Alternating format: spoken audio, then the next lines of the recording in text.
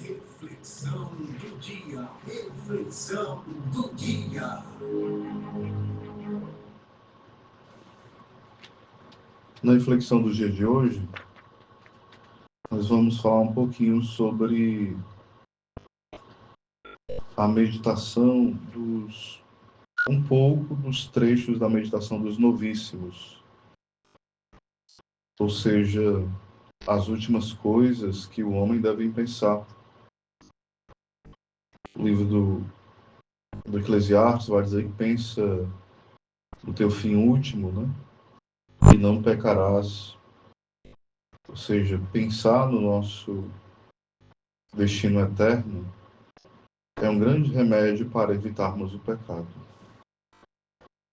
E os 4 novíssimos do homem é a morte, o juízo, o céu e o inferno. São esses 4 novíssimos do homem: morte, juízo, céu e inferno. O purgatório entra nesse intermédio, mas ele não entra como novíssimo propriamente dito, né? E algo muito profundo, vamos meditar um pouquinho do trecho dessa questão sobre as penas do inferno e um pouco da natureza dessas penas. Uma delas é chamada pena do dano. Eu até, às vezes, falo sobre ela no curso de consagração a Nossa Senhora algumas vezes, né? Não em todos. E quando vou pregar sobre os novíssimos, claro que desço de forma mais aprofundada nesse tema. E no inferno é sofrido várias penas, né? E existe a pena do dano, a pena dos sentidos. O que seriam a pena dos sentidos? A pena dos sentidos seria aquela pena onde vai existindo as punições da alma e as punições, isso logo após o juízo final, também do corpo, após a alma ter se unido ao corpo, isso logo após o juízo final, a ressurreição da carne, né? Onde, por exemplo, os sentidos do tato, da audição, do paladar, da visão, todos os sentidos externos e internos terão sofrimentos terríveis. Eu tenho até alguns vídeos que já falam vários relatos dos santos, como Santo Afonso e outros santos, falando sobre essas penas dos sentidos, que são sofrimentos dilacerantes, terríveis, inimagináveis, dolorosíssimos e eternos. A pena do fogo, né? Que é algo terrível, e tantas outras penas. Mas a pior delas é a pena do dano, que seria a privação, ou seja, o homem e a mulher nunca poder ver a Deus. O homem e a mulher que podem ver um dia Deus é a visão beatífica, os anjos, os santos, eles veem a Deus face a face, por isso eles são felizes, eles são plenos, eles são realizados, não podem mais pecar. Eles são felizes eternamente e plenos, completos, realizados. E aqueles que não veem a Deus são infelizes, são incompletos e sofrem eternamente. Esse é o pior sofrimento, que é a pena do dano, não ver a Deus, né? Por exemplo, o purgatório, quem está no purgatório é óbvio que depois vai para o céu. Existe uma pena do dano diferente lá, porque a pessoa está privada de ver a Deus, mas é algo provisório, não é algo eterno. não é algo que é para sempre. Então, é algo diferenciado. A pena do dano, nesse sentido, ela se diferencia totalmente, de certa forma, entre o céu e entre o purgatório.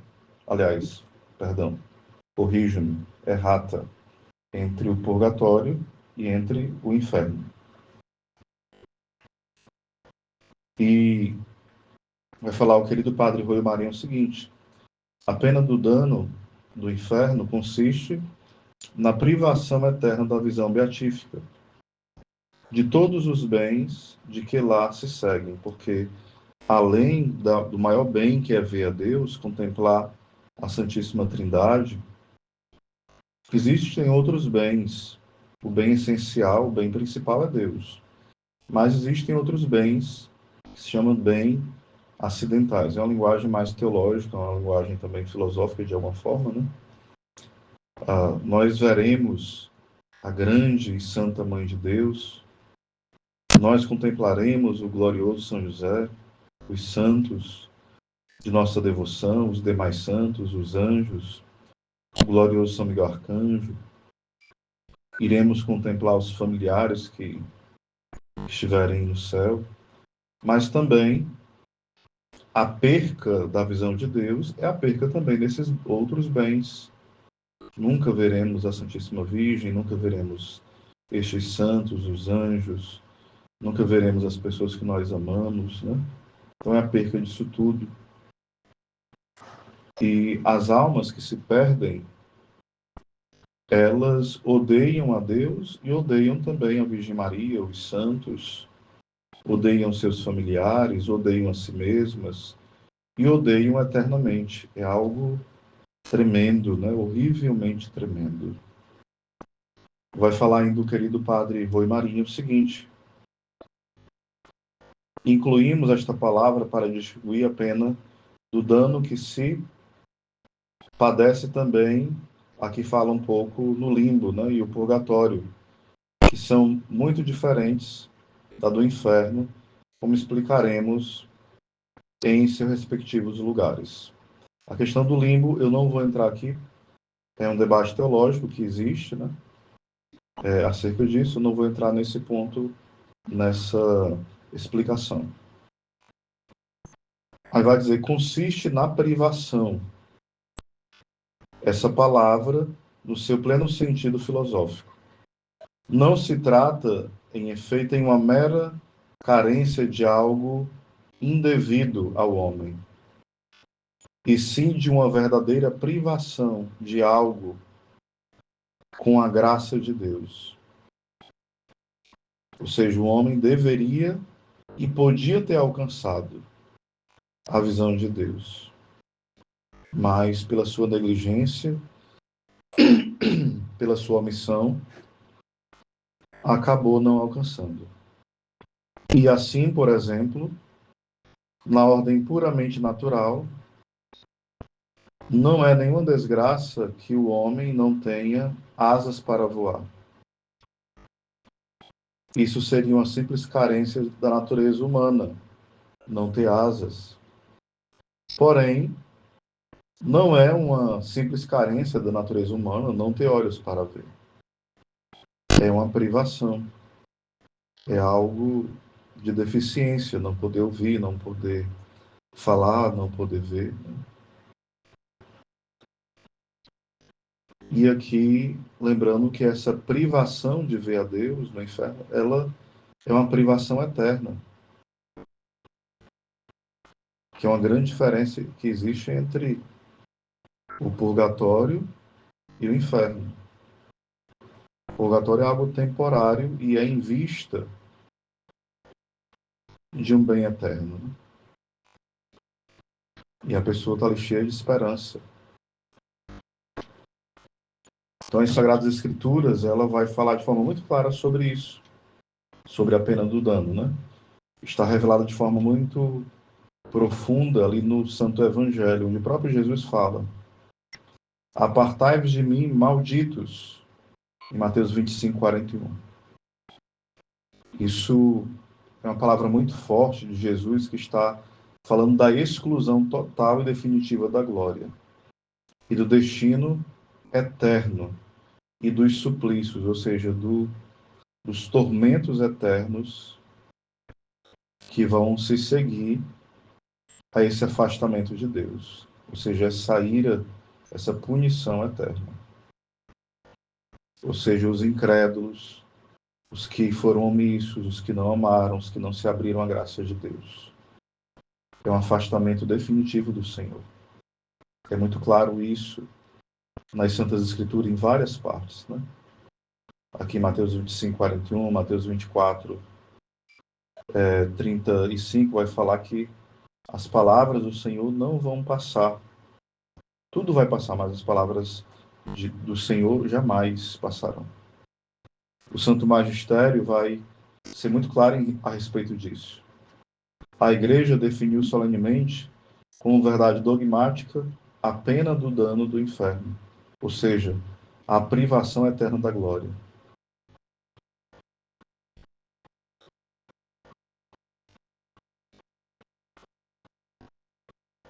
Ou seja, não é necessário proclamar isso com todas as letras, né?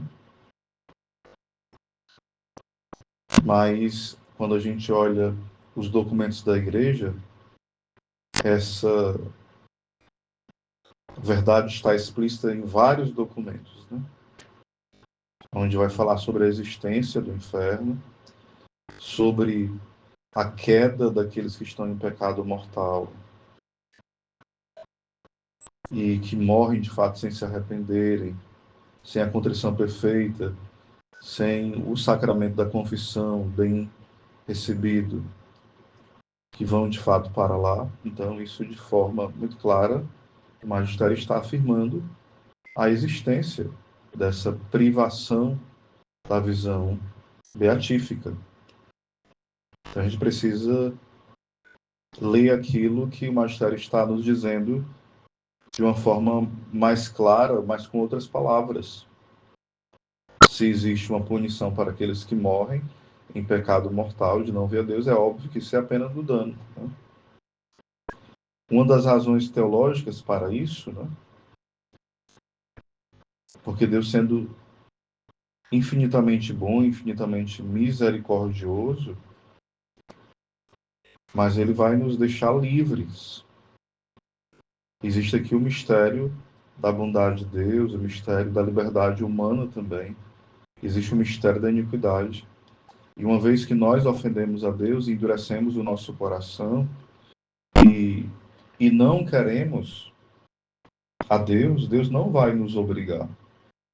Porque a pessoa que morre em pecado mortal morre com aquele ódio escondido de Deus. E quando ela está diante no juízo particular, ela percebe esse ódio que há contra Deus. Aqui nessa terra ela não percebe pelas limitações que existem, né? Mas quando ela morre, ela vai perceber todo esse ódio que há dentro dela contra Deus. Porque ela estava obstinada em permanecer no pecado, em, em lançar Deus para longe dela, em desprezar Deus, em não querer essa união com Deus. Ao contrário dos santos que buscam união com Deus, a alma em pecado mortal busca desprezá-lo, busca odiá-lo, busca desagradá-lo e maldizê-lo. O grande São João Crisóstomo vai dizer o seguinte: a pena do fogo do inferno é certamente intolerável, é algo horrível, né? Porém, ainda que imaginemos 1000 infernos de fogo, nada é comparável, nada significa haver perdido a felicidade eterna, a bem-aventurança eterna. Ser lançado fora por Cristo, ser rechaçado por Cristo, ouvir dele aquelas palavras: não os conheço. E aqui é interessante nós entendermos o seguinte: quando o Senhor fala não os conheço, não é porque Cristo não tem conhecimento da existência daquela pessoa, Cristo nunca ouviu falar dela, não. Esse não conhecer quer dizer que aquelas pessoas não têm intimidade com Deus, não agrada a Deus, não fizeram a sua vontade, não obedeceram.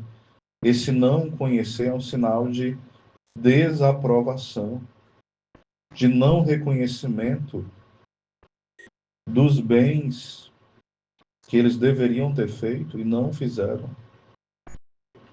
Então, esse não conhecer é um sentido mais profundo. O conhecer na Bíblia muitas vezes tem o sentido de intimidade do coração, intimidade de alma, cumplicidade das vontades. Então, foram pessoas que foram negando a vontade de Deus, desprezando essa vontade, pisoteando a vontade de Deus, sendo indiferentes a ela. Que Deus nos livre de sermos essas pessoas que brincam com a própria salvação. Louvado seja o nosso Senhor Jesus Cristo, para sempre seja louvado.